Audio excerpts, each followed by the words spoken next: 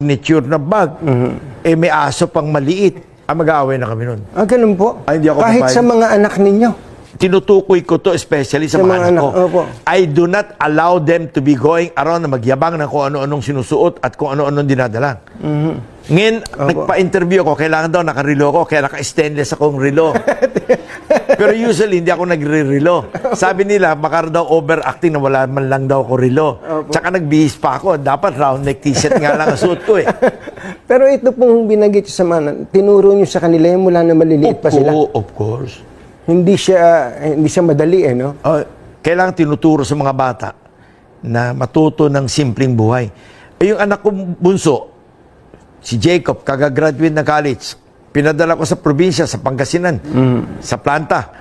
Sabi ko, diyan ka magtatrabaho araw-araw, diyan ka matutulog, kasama mo kakain ng lunch at dinner yung lahat ng empleyado.